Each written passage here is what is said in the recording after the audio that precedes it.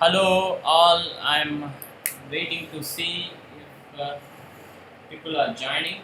Um, and just hello, all. Welcome to this live session on neuroscience of human movements. Um, so, I'll see how many of you are here. There are only two, three people here. I think people are just taking their time logging in. I know it's a Sunday. So maybe it's a time for you to relax and maybe you are taking some time. That's fine. I understand that. But remember, it's Sunday for all of us. So it's Sunday for everybody. Um, Thanks for joining. Those who are joining, thanks for joining. I will get started with answering. There are only a couple of questions on Neuroscience. I think I'll start answering once people log in. Um, Hello, Anvesha. I got your questions, Anvesha, on Rensha sense. I'll answer them. Now that you are here, maybe I'll get started with answering. But why don't we just start? Why don't we just wait for a couple of more minutes for a few more people to join? You know, it's a Sunday. I think people are relaxing. That's fine. That's fine. I mean, it's good. It's a good thing. Okay. So, right. Only a few more.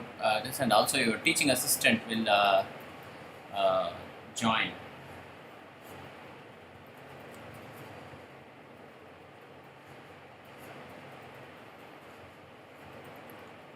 Your teaching assistant Prajwal will join in a few minutes. I think he just reached. So he said he will log in a few minutes. Once he logs in, maybe we'll get started. So the main purpose, why am I having these live sessions? I just wanted to clarify to all of you why we are having this, why we are doing what we are doing. My purpose in having these live sessions is to connect with students because why this course is your course. We exist because of you. We exist for you, and this is one opportunity for students to connect with the NPTEL instructors, and I take this quite seriously. Um, it's important to me that. By the way, I love connecting with students. I'm a natural at. I mean, some people are gifted. So I'm thankful to Almighty or whatever for my ability to connect with students, and I have a natural ability to connect with students, and I love connecting with students, interacting with them, giving them inputs, whatever, help, giving them feedback in whichever way possible. I know in the NPTEL mode that this is not exactly the face-to-face class. It's very different. It's a MOOC, and students who join the program, join the NPTEL course, are usually a lot more focused, a lot more motivated by themselves, and not as expecting of the face-to-face interaction as other students. But I believe that every student can benefit from face-to-face interaction with the teacher. It's I think it's a critical component of learning. Something that has been to be honestly stolen from us in these pandemic times, because as a teacher I usually teach only one course, one and a half to two courses a semester. But this time I'm teaching 2.5 courses. That is because I'm having very minimal interaction with students. Usually my interactions with students last outside the class. Sometimes my interactions with students are after the class. Sometimes I invite them to my office. We have long conversations. Sometimes I go for tea with them. We have a lot of interesting conversations. Many times students have also taught me things that I do not know about my own subject. This is important. I mean, it's important to be a lifelong learner. Sometimes students are better than you. Sometimes they remind you of this fact, and this is something that I've been missing over the last few months. Although I'm teaching 2.5 courses, the interaction that I have with students is minimal. Whatever interaction that I'm having with you is approximately the same interaction that I'm having with my regular semester students. I'm teaching biomechanics, neuromechanics, and physiology, 3 courses. All of them the same thing. Um, why this interaction is important. Now there are 6. Okay. Kadar. Dr. Hamid Kader Ali. Hello, Hamid. There are a few more who have joined. That's good. Why is this interaction important? Because the most important job or the tasks that we do in our job as a teacher is giving feedback.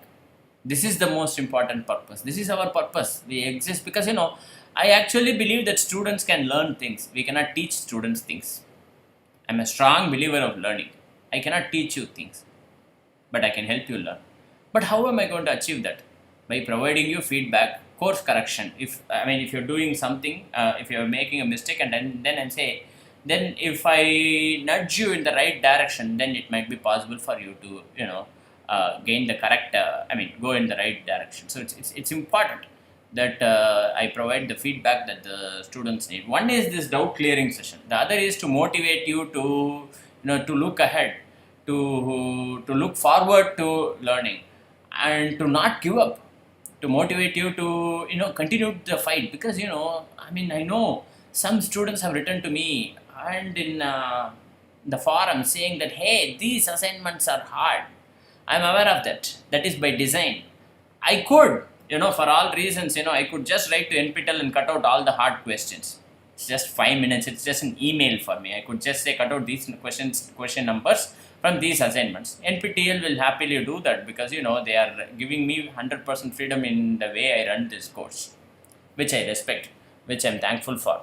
However, one suggestion that NPTEL was kind enough to provide me was that, it will be good if the assignment questions are, at least if there are some questions in the assignment that are at the same level of difficulty as the exam.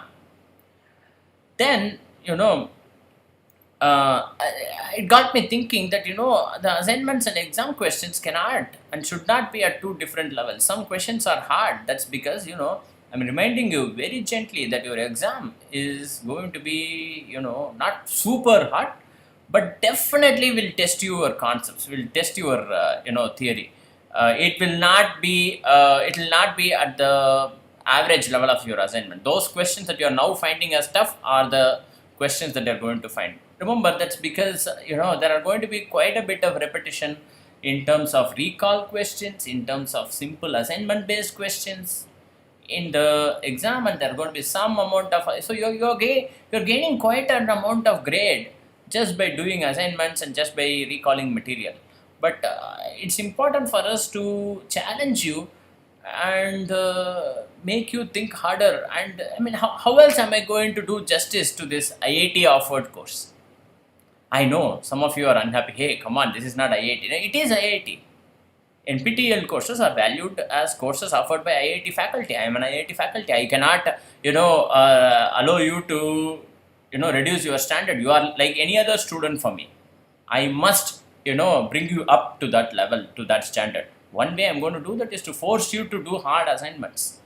I know it's hard. We can discuss this any number of times, but I'm open-minded. I can reduce the number of difficult questions. But how are you going to face the exam? You tell me that, we'll face that. So I know that that is the reason I'm here to motivate you. Another request. I know I keep advertising this every once in a while because it's my job. Please remember to register for the exam. By registering for the exam and paying the exam fees, you are making a commitment. Your sampling time is over. We are done with 6-7 weeks of content. By now, you should be those who are staying back in the course. Register for the exam. What are you waiting for? Register for the exam. I know there is quite a bit of uncertainty in terms of when the exam will happen. What is going to be there. Those are things that are beyond your control. Work on the things that are in your control. Make this commitment. Make that commitment and focus on how you will prepare for the exam. And I promise you, I'm going to stay with you from now until you finish the exam. I'm going to come with you. I'm going to walk with you. I'm going to see. I can give you all kinds of support. But what I cannot do is, hold you in my arms and give you all the questions and this. I have to, bring you up to this standard. It's my job. So from now we'll have, every 2 weeks one meeting, and in the last 2 weeks of the course we'll have weekly meetings. And after that, until the exam comes, I'll continue to meet with you once a week or once in 2 weeks as required, and continue to coach you for the exam. I'm very, very happy to work with the students. Of course, I cannot give you exam questions, obviously, but I can definitely coach you. I can definitely help you, work with you. This is something that I love doing because, by helping the students prepare, you understand their difficulties. You actually work with the kind of problems that students face. By the way, a couple of students also wrote to me privately in my IITM email ID saying that they are facing some personal problems in terms of submitting assignments. I regret to inform you that assignment deadlines are not controlled by me. Assignment deadlines I cannot change for individual students. NPTEL is offering these, assignments. It might be possible for me to get an assignment deadline changed for everybody in the course, maybe once in a semester, once in an offering. That is an exception. Surely I cannot ask NPTEL to change this just for one student. I sympathize with the problems that you have written. 2 or 3 of the students wrote to me with their private personal problems. I do not want to discuss what the problem is. I sympathize with you. I am with you. However, I want to tell you that NPTEL grading involves only about taking about 2/3 of the assignments, not all assignments. The best 8 is taken out of 12 or something like that.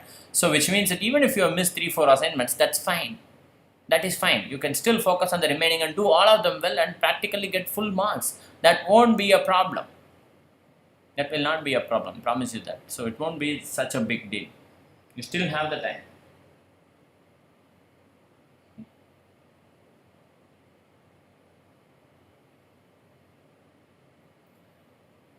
Oh, quite a few questions from Anvesha here. There are 9 students watching. I do not know who are the others. Say hi. I'm not able to see the others, but that's okay. There are quite a few questions from Anvesha. Um,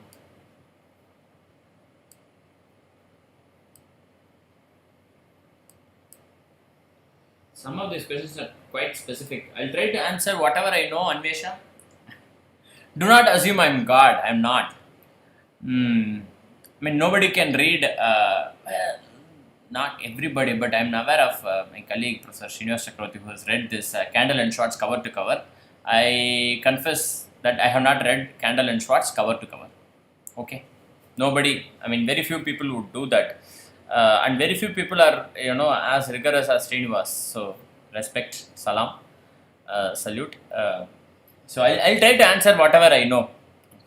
But a couple of questions are, actually relevant to the content. I'll answer those questions first.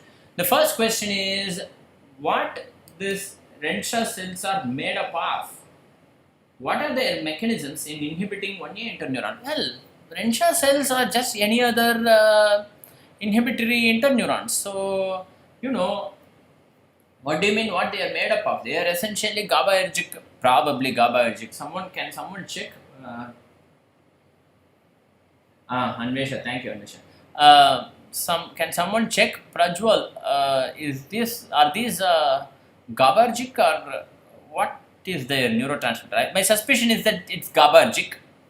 So it uses GABA as the neurotransmitter. It's an inhibitory interneuron that uses GABA as the neurotransmitter. So that's it. So to your question. What are their mechanisms in inhibiting interneuron? Well, okay, how does a GABAergic inhibitory interneuron work? That is the question essentially. Well, there are 2 ways in which it could work. So remember how, a depolarization happens. We saw this long time ago when we were discussing action potential. We saw how depolarization happens. How does it happen? Well, so neurotransmitter such as acetylcholine is released from, or in this case, in the neuromuscular junction, for example, neurotransmitter acetylcholine is released from the synaptic cleft by the action of the SNAR proteins such as synaptobrevin and syntaxin, and this acetylcholine attaches to the nicotinic cholinergic receptor at the motor end place on the muscle side. So, this is what we saw. So now this is a sodium channel. As soon as acetylcholine attaches, sodium enters inside, leading to the development of a depolarization on the postsynaptic muscle cell in this case, right? Now that is depolarization or making the postsynaptic cell membrane potential a bit more positive.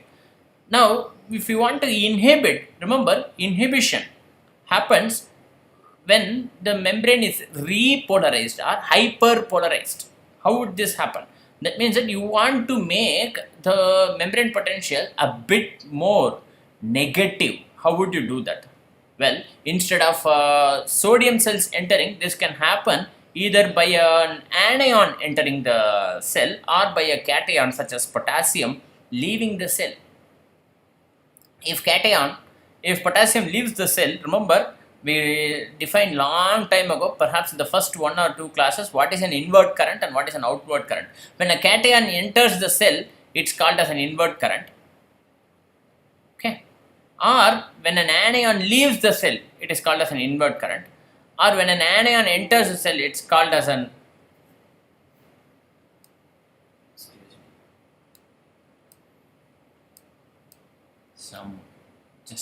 switching off the tabs, making this silent. So when an anion leaves the cell, or when a cation leaves the cell, it's an outward current, or when an anion enters the cell, it's called as an outward current. So when a cation leaves the cell, that essentially makes the membrane potential of the cell a bit more negative, or it hyperpolarizes the cell. This could be achieved by these two kinds of mechanisms. Not necessarily the Glazing neurotransmitter, is it, for Renshaw cell? Interesting. Let's say I am myself learning this, so I thought these are GABAergic, but most of these are GABAergic, but I must have known better. These mechanisms are, matters of detail. You do not have to know everything. You need to know how it works. And in the cases where neurotransmitters are mentioned, you should know it. Apparently, it's Glazing neurotransmitter. I will correct my understanding. Thank you. Like I said, I keep learning from students. I'm not ashamed to admit that I did not know this earlier. That's okay. But this must be the mechanism. I mean, although whatever neurotransmitter it is, it can be Glazing, GABA, whatever. The only mechanism by which this can happen is for chloride to enter the cell or for potassium to exit the cell. When one of these two things happen, what happens is the postsynaptic cell becomes a bit less positive or a bit more negative. This leads to a situation where it will become harder for it to fire later on, or the probability that it can be fired, the probability that it can be taken to the threshold, depolarization threshold or the action potential threshold, reduces by some other stimulus, not necessarily by this stimulus, by some other stimulus taking it to the threshold of depolarization or the threshold of action potential reduces by the mechanism of this Renshaw cell. Okay, so when you say what they are made up of, they are made up of what any other neuron is made up of. Essentially, a lipid bilayer protecting whole bunch of cytoplasmic material. So just like any other this. Okay, and of course, myelination and all that. That's the first question.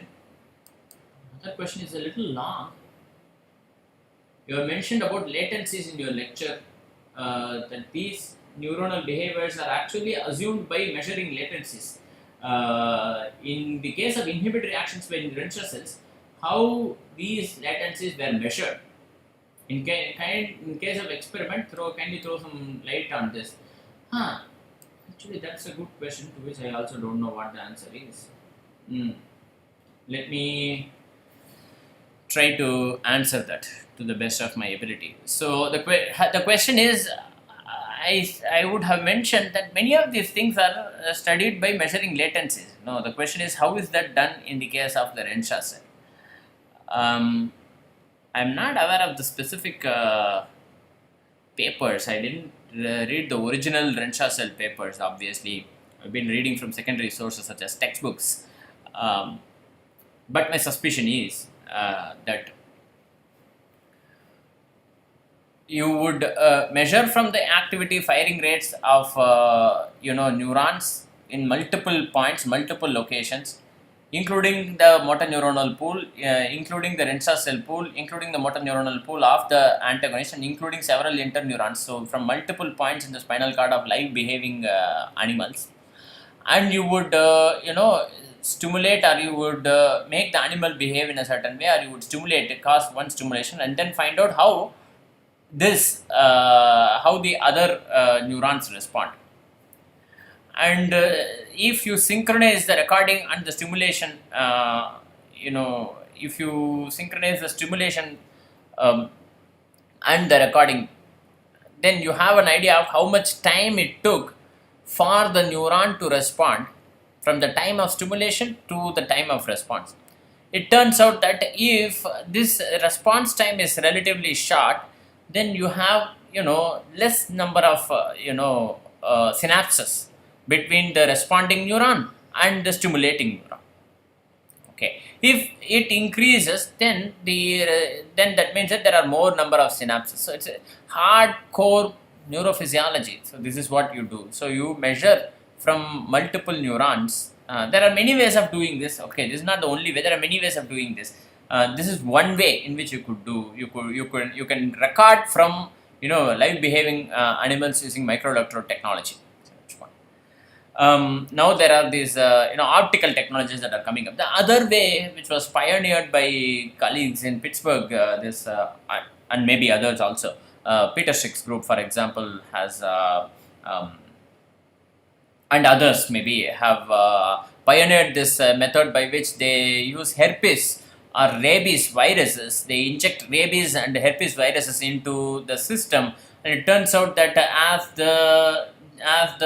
it turns out this virus can actually spread transsynaptically, can jump from one synapse to the other synapse. So as it is injected in a particular neuron, after a few days it would spread to the neurons that are connected to this particular neuron via synapses, n number of synapses. So they cut and slice at multiple days and find out which areas are, and then they essentially sacrifice the animal and they perform histological analysis, and they find out which neurons have been affected by the herpes and the rabies viruses, and the entire pathway can also be traced. This is called viral tracers approach. There are many approaches that can be used for this. I think some of these are discussed in future classes, or in the current week's class. I think Peter Schick's work, for example, is being discussed in the current week, or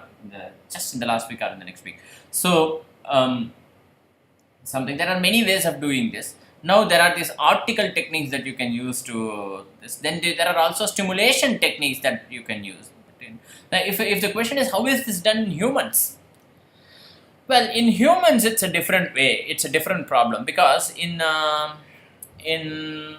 animals, you can actually invade the animal, you can cut, slice open, you can sacrifice it, you can kill the animal while following animal ethics rules. Let's be sensitive to this, because animal ethics, animals are also living things, and they have right to life. So or at least that is the thought of the animal lovers. Okay, so with due respect to our own other fellow live inhabitants of this planet, we cannot steal their right to life. So only so much research you could do with so many permissions. There are methods of regulating this kind of research. After all that, you can perform this. However, in humans, you actually can, obviously that is not allowed. You cannot really cut open a human and do some analysis. So in humans, most of these analyses are now done using non-invasive techniques. Examples of these are non-invasive brain stimulation techniques, such as transcranial magnetic stimulation, transcranial direct current stimulation, for example, or recording non-invasively from the brain, such as EEG, electroencephalography, or such as MRI, magnetic resonance imaging, or fMRI, functional magnetic resonance imaging, and so on and so forth. There are many such methods. These are important for research on humans. It is absolutely critical that you do this in a non-invasive manner. You cannot do something that could cause any harm or any potential threat to humans. This involves actually a small thing such as pricking with a needle. Why is that? Because pricking with a needle is an invasive process, and it comes with its own baggage of that any invasive process will bring. What if that needle was infected? Is a question. And so there is no such thing as a 100% sterile needle. There is no such thing. It turns out that there are sterile needles, but there is no such thing. There is no place as a 100% sterile room, for example. These are all assumptions that we are having. Mostly sterile. Mostly it's not contaminated. But still there is a risk. So with every problem, as with any procedure that is invasive, the invasive procedures, there is a risk that is associated with invasive procedures. So ethical committees will be very, very particular about the kind of invasive, if you are doing any invasive procedures in your research. So they want to know what is the necessity for you to perform this invasive research, invasive procedure. This obviously, as with any procedure, even with doctors, right? They will recommend a procedure, or they must recommend a procedure only if the benefits outweigh the risks. The benefits associated with this research must outweigh any risks that you are taking by undergoing this research. So unless you convince the ethics committee that the benefits are actually so good, you actually cannot perform this research. So these are the ways in which you can do this in humans. I hope I answered that question. I can continue to chat on this in the forums if needed. Okay, that is the second question.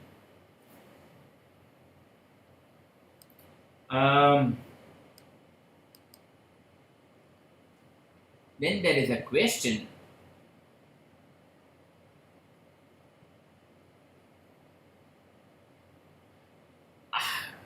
It's amazing. I'm Anvesha. I am actually completely new to this topic of how a whale sleeps. If you can kindly give me some time, I will read about it. I will watch some videos, or I will teach myself this topic, and then maybe discuss this. It's absolutely relevant to the. Actually, it's not relevant to neuroscience of human movement. It's definitely relevant to neuroscience. And as a neuroscientist, I must know how this works. But unfortunately, I do not work on whale neuroscience. I'm a motor chauvinist. I just work purely on movements only. So it's hard for me to think of other things. Anyhow, I'll at least share the question to which I do not know the answer. The question is, whales show unihemispheric slow wave sleep.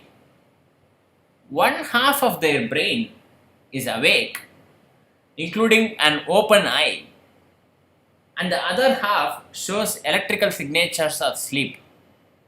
How does this happen, and why does this happen? Phenomenal question to which I do not know the answer. I actually am very, very enthused, very curious to learn, but I do not want to Google in the middle of a live session. I'll definitely find an answer, and 2 weeks from now when we meet, I will definitely give the answer to this question. It's amazing.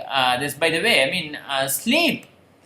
I'll tell whatever it is that I know a little bit. Sleep is something that we still have not understood very well as a neurophysiological, as a neuroscientific process. I do not think that we have understood sleep and its importance very well. We only know a little bit. We know a little bit. People are still scratching the surface as to the importance of sleep. Apparently, sleep is important for learning. Sleep is important for memory. Sleep is important for health. Sleep is important for cognitive function, and so on and so forth. And there are different methods of. One method in which sleep happens is this unihemispheric slow wave sleep. The other is that the other that is known is that different sets of neurons take rest in different rhythms, and then they come back to life. There is a more fundamental question about sleep that I do not understand, or I don't think anybody has understood. Why do we need to sleep?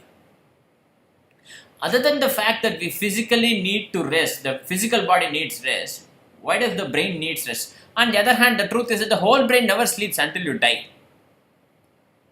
or you go through brain death, or whatever. Until then, the whole brain does not sleep. If the whole brain does not sleep, then it's not clear what sleep is. So, sleep by itself, we have not completely understood. Sleep is a huge area of research, I am actually very interested in the following aspects of sleep. Not all aspects of sleep, obviously. Like I told you, I'm a movement scientist. I'm a movement chauvinist. I'm going to be interested in anything that is movement. So I am interested in how sleep promotes or disinhibits motor learning. That's something that I'm very interested in understanding. How different amounts or different regimes of sleep promote motor learning or reduce learning and retention of motor tasks. How does this happen? People are studying memory and sleep for a long time. They've understood quite a bit. Like I mentioned, it's now somewhat well accepted that if you want to remember things that you have studied, it's important that you sleep and sleep well. Is very important. Now that is very. By the way, many of you, as many of you are in colleges, and at this age and stage, it's very typical of the college students to not sleep the day before the exam. Never do that. It's absolutely unsupported by science. Science says that you must rest really well the night before the exam so you can do well. This is what science says. So these are things that are now well understood. I am interested in understanding studying a different aspect. This is about memory and cognitive learning. I am interested in what happens with motor learning, movement related tasks, how their performance, retention, and transfer improves with increased sleep or increased better sleep, better quantity and quality of sleep. How does that happen? I do not know the answer, but I'm interested in understanding these things as part of my research. So I do not know if I have. I have not. Obviously, I have not answered this question, Anvesha, but I will try to. I'll try to answer that later. I know Hamid. Hamid is having this concern. Hamid is saying that in question with 8 options, it looks hard. It does look hard, right? It is. I'm not saying it's easy. It's hard. Yes, I am in agreement with you 100%. I'm with you, Hamid. But tell me how I can help you. But don't ask me for the answers. Other than that, you can ask me anything to help you. I will help you. I will stay with you. I am your friend. I want to be with you. But I don't want to help you by giving you the answers. I know it's hard, but my experience in teaching, I've been teaching for 8 years in IIT. My experience in teaching is that, if you make the students work hard, students love you. I know some of you are saying that's actually not true or something. Trust me, this is my 17th semester teaching in this institute. In this time, I have taught nearly 25 to 27 courses. I consider myself a good teacher. What my students have told me is that every time I make them work hard, there is a really good correlation that if I make them work hard, they actually like you. They actually learn better. The learning outcome is better. They like you. The learning outcome is better. They remember better. They remember the course and so many different things about learning. So it's important to make the students work hard. I know if you are feeling unhappy about that, I'm willing to digest your unhappiness. I'm willing to take that. That's fine. You can this, but I cannot allow you to have an easy ride in the assignment and then suddenly you come to the exam and then you find it absolutely shocking that there are some questions with many options. Or I do not know actually. To be fair, NPTEL requires us to prepare these questions long time before the exam. I completely forgot what is there in the exam. Trust me, when I say this, you must trust me, because after I set the questions, I have set so many other questions for so many other exams, and I'm still offering 2.5 courses. I'm giving so many different assignments, and I'm having 10 PhD research scholars with whom I'm working. I'm not remembering anything that is in the question paper. Absolutely not. But what I do think is that that is fair is that I must stay with you. I must help you prepare for the exam. I must coach you. I must support you in your preparation for the exam. And my suspicion is that the exam might be, I'm not, like I said, I just do not remember what's on the exam. But it could be that the exam might be hard, as hard as some of these questions. Maybe it's not, I don't want to scare you by saying it's really hard. It's not that hard. but it's not at the level of your assignment minus those questions with 8 choices. It is like the assignment with having 8 choices, right? And someone said, like, they don't have time to solve this. Come on, friends, come on. Come on. There are only 2 or 3 questions that have 8 choices, and you have 10 days to solve the assignment. I know you are busy with many other courses, maybe you are doing many other NPTEL courses, but come on, if you solve 2 questions per day, there are only 15 or 20 questions that we are giving per assignment. I think Prajwal can correct me. Um, 15 or 20 questions per assignment. Even if you solve 2 questions, I think NPTEL gives like 10 days for solving the assignment. Just those 2 questions are tough. The other questions are easy by themselves. Come on, my friends, please do some justice. Put some fight.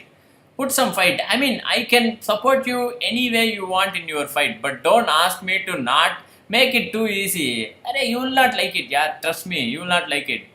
You will be like, what? Nothing is learned. I mean, unless make you go through the hard grind, you will not have the satisfaction of having accomplished something. It's important for students to have this sense of accomplishment. Of course, it shouldn't be. Of course, the assignment shouldn't be too hard that you are completely put off and you don't even try. But I mean, I'm 100% confident that our assignments are not too hard. Only 2 or 3 questions are hard, I think. Prajwal, correct me if I'm wrong. I think only 2. Yeah, around 15 questions. Only 2 or 3 questions are of this.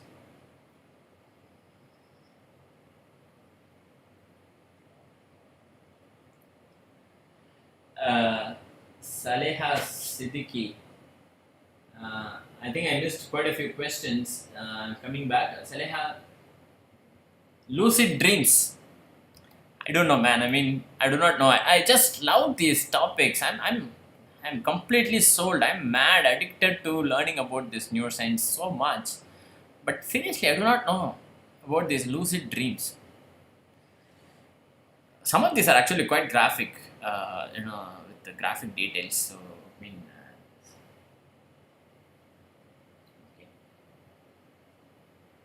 Rani Manu, just now I joined. Can I have this video again about the sessions? I think. Oh,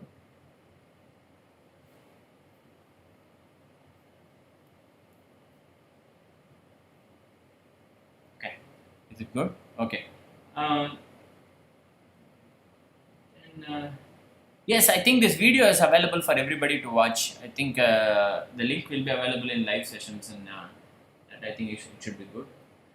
Somebody is asking a funny question. What is addiction in perspective of relationship? I do not know. Well, I don't know about relationship addiction, but what I do know is a little bit about how dopamine works, how our pleasure chemical system works, a little bit. Hmm. So I think we will discuss it in future classes. While we are discussing basal ganglia, we discuss about the function of dopamine in this, but not in relationship addiction. But I don't even know what is this relationship addiction. I do not know, man. I mean, I know of substance addiction. I know of TV, internet addiction. I mean, ask me. Yeah? Trust me. I really have 2 phones. One phone with WhatsApp and one phone without WhatsApp. I use the phone without WhatsApp. The WhatsApp phone I check once per day. Otherwise, I'm addicted. So, I know it's silly. At 30, 40 years, you should be a grown up. Seriously, but these technologies are putting you in very. I mean, we do not know what these technologies are doing to our brain health, or our mental health, our physical health. We do not know. No, I don't think anybody has performed a really large scale study of how these technologies affect us. I mean, I'm not talking about radiation. I'm talking about mental health and our ability to be attentive. I do not. Saleha Siddiqui has asked the question. I have started the course a little late because I had exams. How do I cover up? I missed a few assignments. I'm at week 2 right now. Can someone please help me or assist me and give me their mail?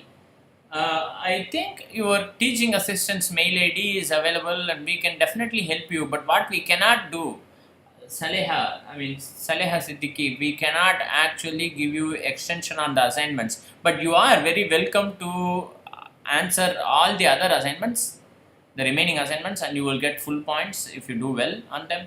That won't be a problem. The assignments that you have missed, we won't be able to allow you to submit them, because there are a large number of students who are taking the course. It's not fair to give a different deadline only for a couple of students. I understand this pandemic has put us in difficult this, but I think NPTEL has been very considerate in giving their deadlines so far. I think they have been very reasonable. But if you think we can be a bit more reasonable, please do write to us in the forums, or to Prajwal or to me. We are very happy to listen to you and see how we can help. I think we have been very reasonable about that, and we can. Saleha Siddiqui, yes. We can help you catch up in any way we want. Tell us how we can help you. Tell us specifically what you want, for what kind of assistance you are looking. Not just this is for everybody, not just for Saleha Siddiqui.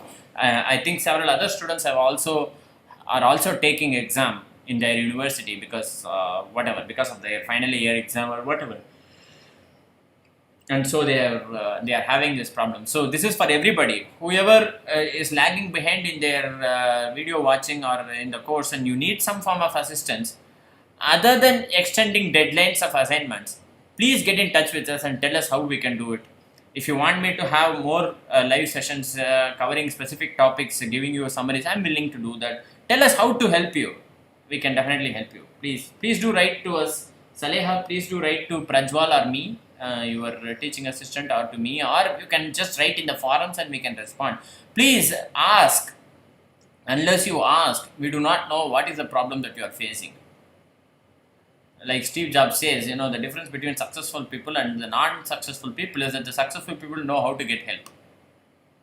If you are a successful person, you know how to get help. Here we are, whose job it is to help you. But unless you ask, we cannot help you, because we don't know that you are having a problem. We are thinking you are fine. You need to ask us. So please do go ahead and ask us in the forum. We are very happy to answer. I may not be able to solve all your problems, but I will sincerely try.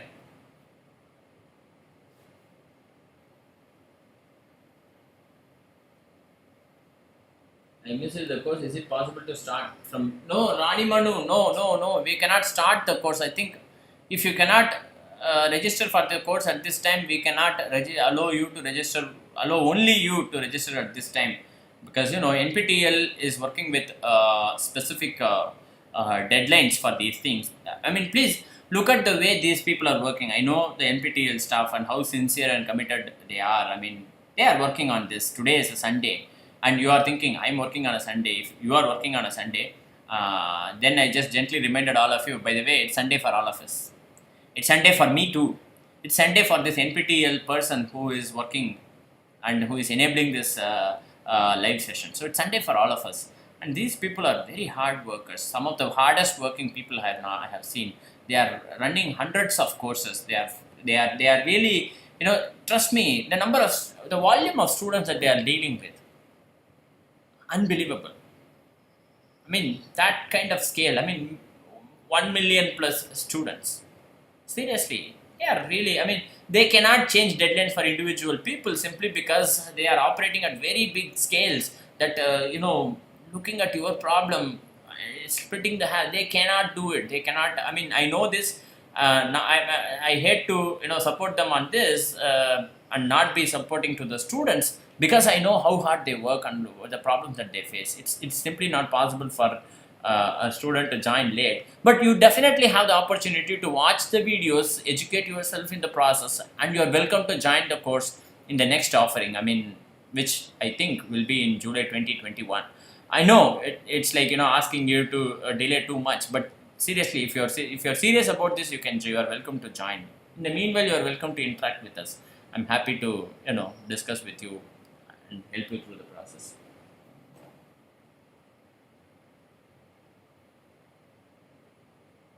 Rani, you have registered, is it? I think I'm missing many questions.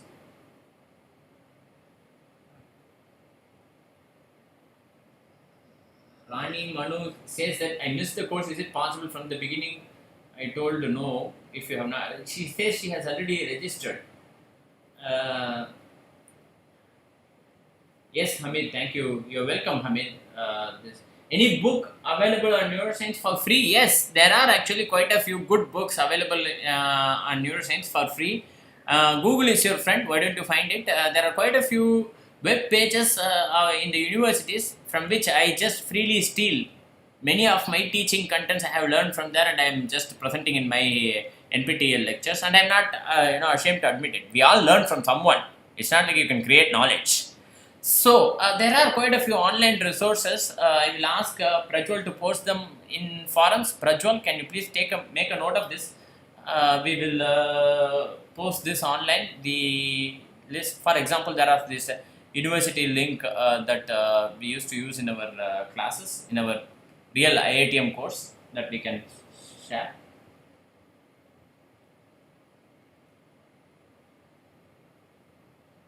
Sleep paralysis we discussed in the last class, I think. Sleep paralysis we discussed in the last class. So,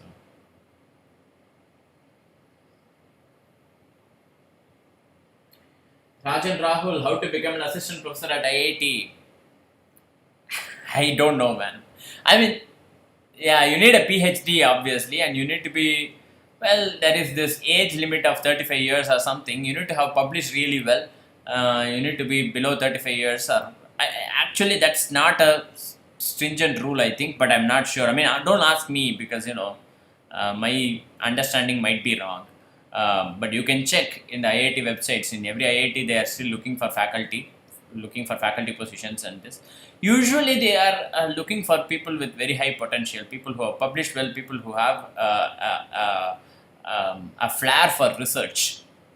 I think that's my suspicion. I am probably wrong. I mean, I'm not the guy to answer this. I am still an assistant professor, so you should ask my bosses and let me know what the answer is if you know.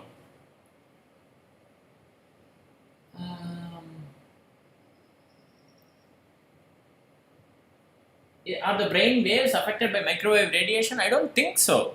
I don't think so. I don't think that microwave radiation or the cell phone radiation affects brain waves. But our attention, deficit problems with cell phones do affect brain waves, obviously.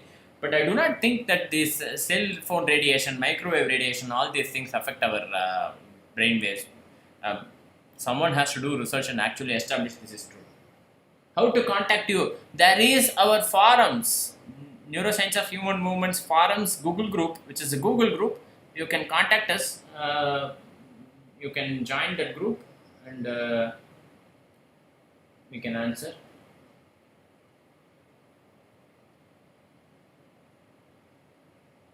Yes, that book recommendations we will. Free books. As in, these are books that are websites. These are not actually books, but these are rather web pages. One web page, that one website that I truly love, I've been reading a lot, I just love, absolutely love, is this website called neuroscientificallychallenged.com. It's a very long name for a website, but there are many such websites that are really cool, that offer neuroscience for kids and so on. Very cool stuff, very cool stuff. Our contact information is available in the course page. Rani Manu, you can please contact us through that. Rahul Bhuyan. Sometimes we are so confused to decide our future path. How should we decide that? Oh my God, I don't know that. I'm also confused. So, oh, no idea. I mean, first of all, don't think that you should always decide what the right path is. You take the path, and then the future will tell you whether the path is right or wrong. Many times, you actually don't know what the right path is, and that's okay. Like I keep saying this silly joke. I read this somewhere. I read this in Mark Manson's website. And it says, what is the difference between a 20-year-old and a 30-year-old? And the 20-year-old is this guy who has no clue on what is going on. This 30-year-old is still the same person, is a person who has no clue what is going on, but thinks that he has some clue. Okay, so I'm this 30-year-old, or a person in the 30s who thinks that, I know something, but I am as clueless as you are, so it's okay.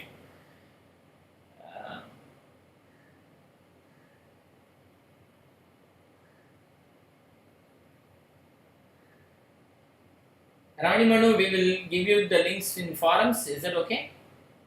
We will give you the links in forums. Somebody is talking about AI to neuroscience. Now that is a hot topic. Everybody wants to learn. One is artificial intelligence. How we can use AI to improve the lives of people with neuromotor disorders. That is one. The other is, can we learn and build learning machines? Can we build learning machines that mimic brain? This is the brain morphic or the biomorphic or the neuromorphic computing type of thing. Can we compute like the brain does? It turns out that the energy efficiency with which the brain computes is enormous. It's a phenomenally good computing machine for the amount of energy that we expend. To do that using our computers, it's a lot more expensive energetically in terms of power that we give. That means that the computing machines that we have are actually not as efficient as the biological computers, apparently. There are many such problems that people have been attacking from computer science, from neuroscience, and the combination of all this. I do not actively work on this field. I work on neuroscience of movements, but there are people who do this kind of research. You need to check them out. You need to check them out. You need to check them out.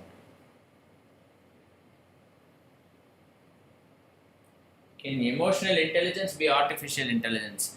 Yeah, I mean, can machines be emotional? I do not think so. I think we are having a long way, but you never know. Shakti Gupta, you are very, very welcome. I'm just doing my job.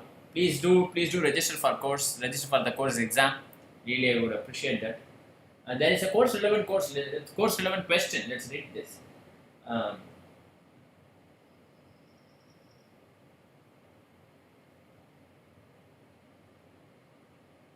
Sir, in case of decerebrate rigidity, we cut in between superior colliculus and inferior colliculus, and where we find extensor muscle tone, can we modulate them in hypertonia?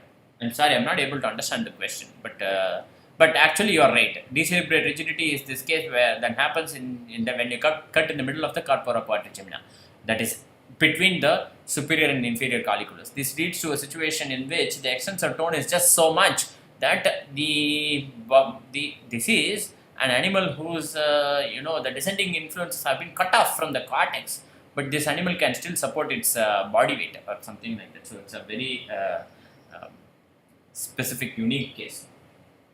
Rajan Rahul is doing MTech in IIT Bombay. Welcome to the IIT family. I want to become professor in IIT. Yes.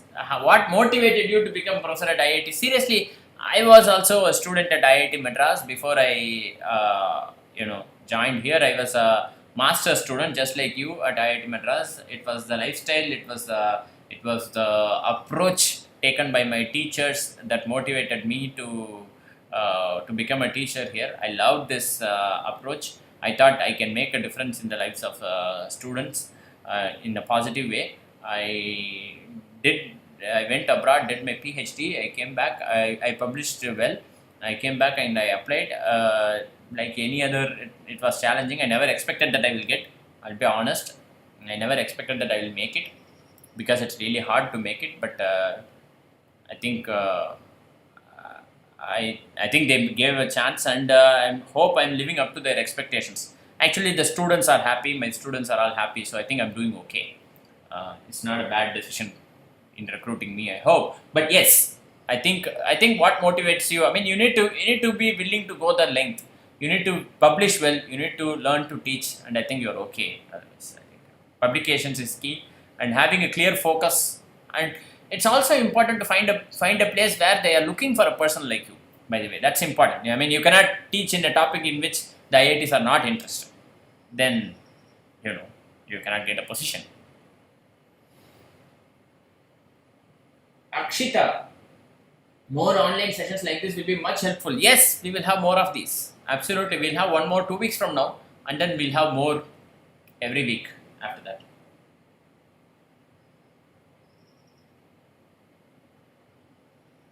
Wow. Here is Rani Manu, who is a faculty in organization behavior.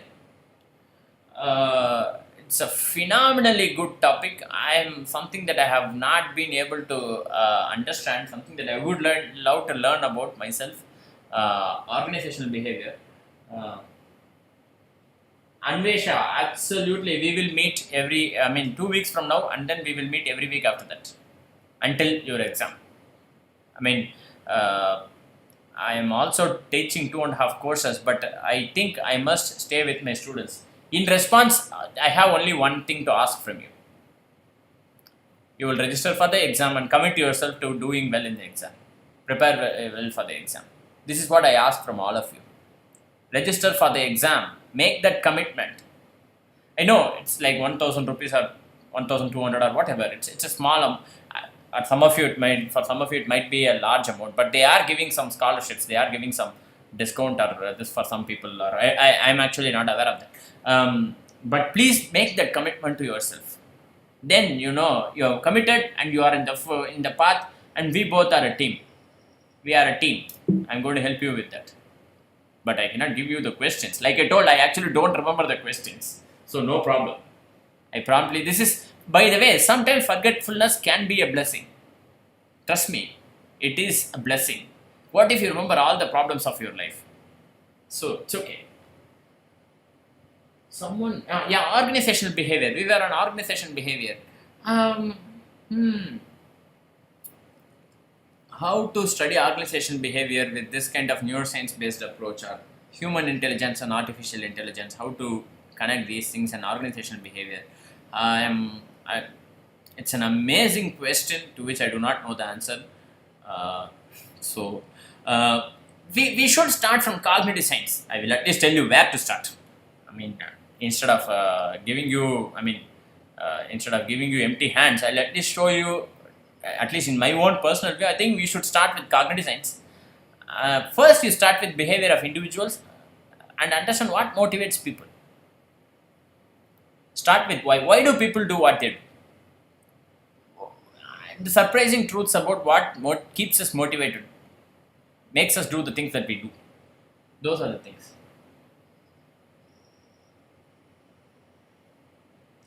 Yep. Insights on AI and human intelligence. I told you that, right? Human intelligence. So there are two ways of studying: using artificial intelligence to understand neuroscience and to understand human intelligence. The other is trying to mimic or reproduce the kind of intelligence that is found in humans in machines. These are the two ways in which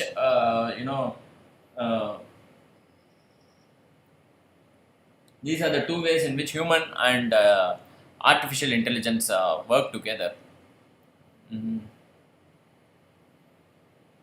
And there is still a lot of this is still research based, so we still do not understand many of these things. So I speak as if I know everything. That is because you need to have someone who shows full confidence in what they are speaking about, so that you are not completely lost. But the truth is that I also don't know many things. Just now, Anvesha taught me that whales sleep with one half of the brain awake and the other half sleeping. It's interesting. I need to read about that. So it's okay.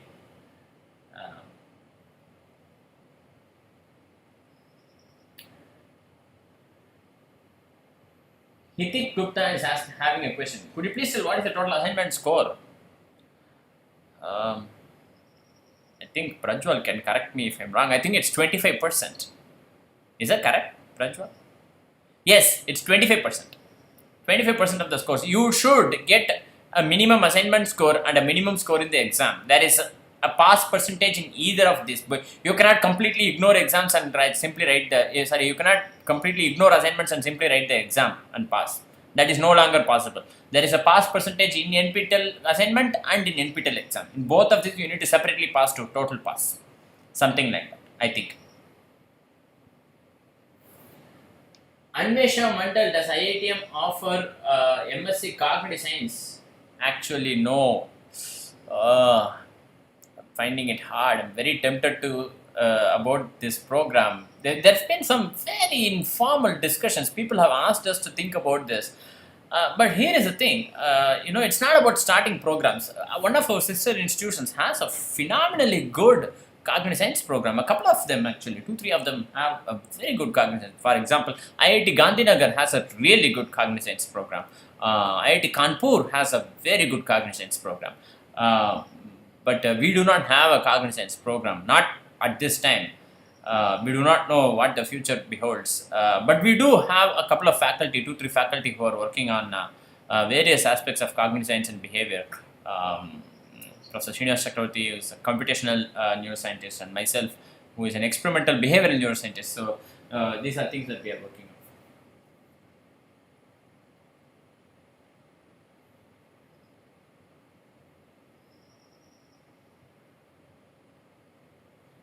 Drug addiction among youth. Can AA help? I do not know, ma'am. AA apparently can help in everything. I don't know how drug addiction it can help. I answered that AI can replace emotional intelligence. Probably not. Not. I hope not. I don't think so. Hithik's question, I do not know. What? Well, don't worry about that. I think Hithik is asking what is the points with which each of this is graded. I think 20 marks. Or I do not know actually. It doesn't matter. All assignments carry equal marks. Okay. Hithik, all assignments carry equal marks, and we take the best 8 out of this. And different questions may be differently graded. First question may be 1 mark, or other question may be 2 marks. I'm not into the specific, because I think different assignments also have different number of questions. They are graded out of that assignments, so they are graded out of 100, I think, and then they will all be normalized, I think. So, I think that. But can we get back to you on that with an exact approach? Okay, I think we are out of time.